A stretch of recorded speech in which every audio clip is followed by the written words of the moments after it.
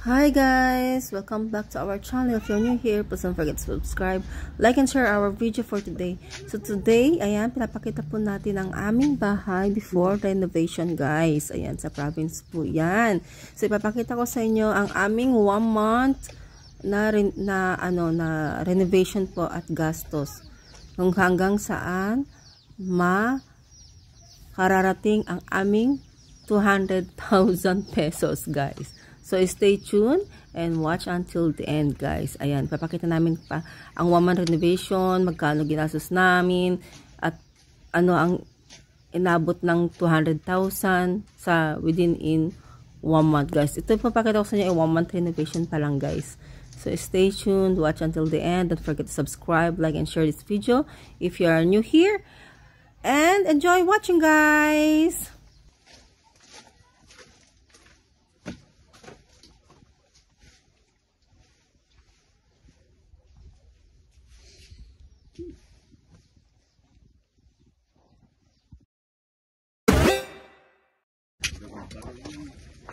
So, ayan po yung aming first day. So, kailangan muna maghukay daw para po sa aming mga poste. So, yung poste po na nilagay po namin dyan ay 9 po lahat.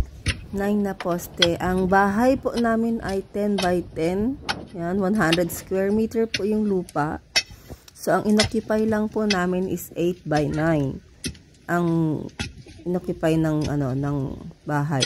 So, ang lot is 10 by 10. Hindi namin sinagad, guys. Kasi gusto daw namin ng may hallway. Tapos, ayan po. Ayan po yung siguro mga 1 week na yan. Nung nagkaroon na ng beam. Nakahukay na. Nakapagbuhos na ng iba.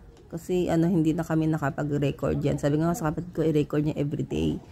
So, yung po na yan, yung 1 week, nakagastos na po kami ng first batch po ng 100,000 guys, within 1 week. So, ang aming mason guys, 850 per day, sa mga nagtatanong dyan kung magkano ang bayad namin sa mason. 850 per day. Tapos yung mga assistant, 500 per day guys. Tapos yung isa, 600 per day. Kasi hindi daw siya ewan ko, hindi daw kasi kasali ang pagkain. So, humingi ng 600 per day. Yung isa, 850 per day. Kasi wala daw pagkain. So, 4 lang po ang aking, ang aming trabahador, guys. So, kaya medyo mabagal ang process ng renovation. So, isa magbubungkal ng lupa. Tapos, yung iba naman, nag-ano na ng beam ng bakal. So, ayan po. Pinapakita ko sa inyo yung part na yan sa gilid. Nag-ano sila dyan, nag-i-start na sila maghukay. So, kanya-kanya silang partner. Kaya 4 lang ang aking trabahador dyan.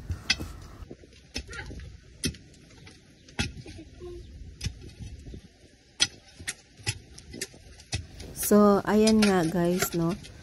I-share ko po sa inyo pala. Dapat pala mayroon po kayong plano ng bahay bago po kayo magpa-renovate para hindi po kayo magastusan. Kasi itong bahay namin yung old na yan, mother house kasi po namin yan guys. So wala pong kaplano-plano yan. So ngayon kami magkakapatid, nag-decide kaming ipa-renovate para i-second floor. Kasi nga noong Ondoy nabaha ang buong Cagayan, lumubog yung bahay namin guys hanggang bubong. So nag-decide kaming ipa-third floor pala. Iba 3rd floor yung bahay. So, kaya medyo mataas po yan kasi ipapa-backfill pa po namin. Kaya po ganyan kataas at maraming poste. Yan po guys. So, nakaplano po yan. Ang bayad po namin sa plano pala na dapat 70,000 pesos. Ang mahal na pala ng plano guys, no? Doon ako nagulat ako. Ang singil sa amin 70,000 pesos. Tapos hindi naman siya chinek. Through online lang din. Online lang yung yung binigay sa through PDF na lang ayan.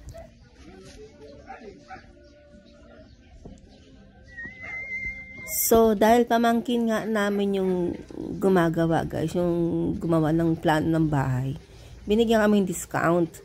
So yung second floor lang inabot siya ng 35,000. Oo, tapos bigla siya ulit humingi ng 5,000 pang dagdag pang third floor daw. So, inabot kami ng 40,000 dahil lang sa plano. Pero hindi niya chinek, guys. At saka, di ba dapat kailangan pa ng blueprint? So, ayan. 40,000 po kami inabot ng plano ng bahay. 40,000. Kasama ng electric, plumb, at saka ang ng structural ng bahay, guys, sa 40,000 pesos. Ewan ko kung tama ako, guys, ha? So, please comment down below kung magkano ba talaga ang plano ng bahay. At saka per square meter na ba o depende sa gram. Ha? Kasi yan sa amin, narush lang. So, narush muna namin. Yan. So, ayan po, pumunta po kami sa ayan. Pangalawang purchase na namin yan, ng gamit. So, inabot na naman kami dyan ng 70,000 pesos, guys.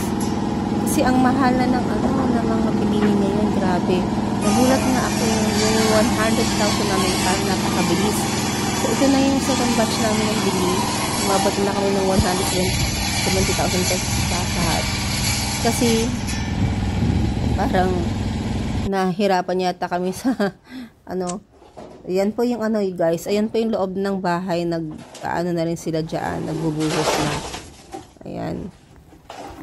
Tapos yung base po daw niya yan. Inabot yata ng 1 week. Pinatuyo.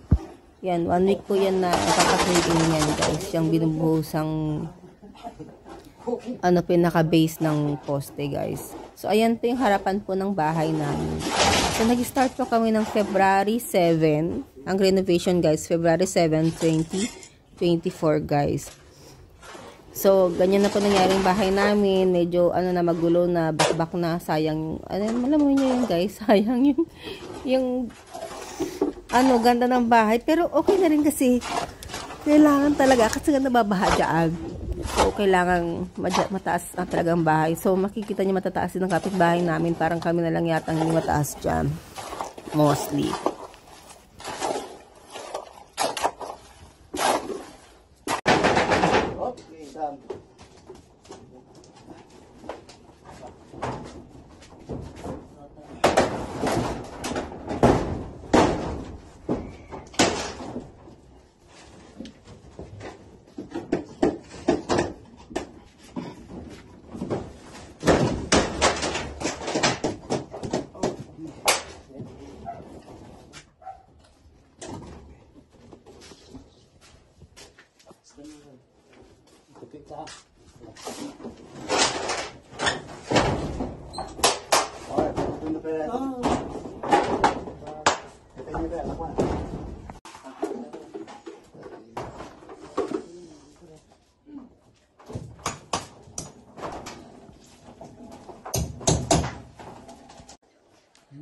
I don't know.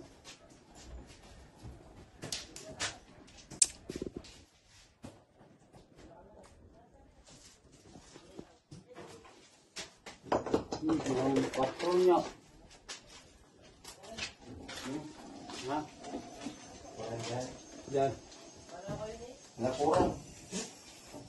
Patro, itu ko na mga kadya ko. Hindi, balde ko. Balde na puro, iba na. Dami ko.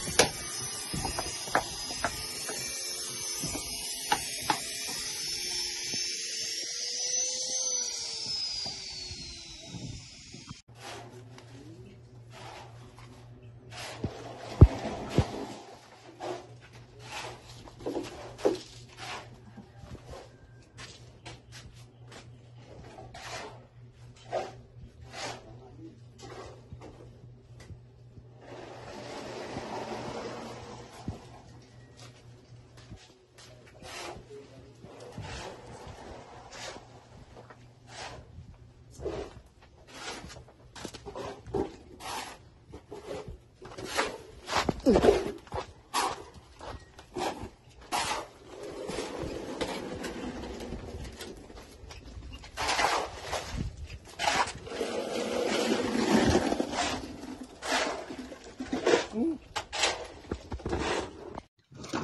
kayo ng tangi.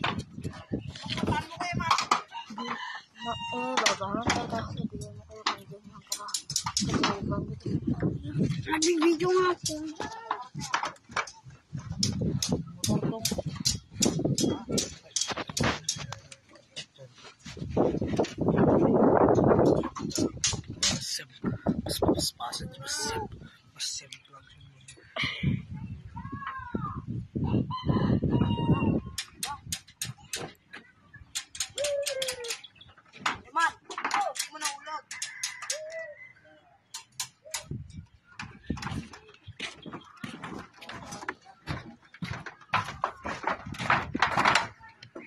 Makinig sa kanya yun yung Aba.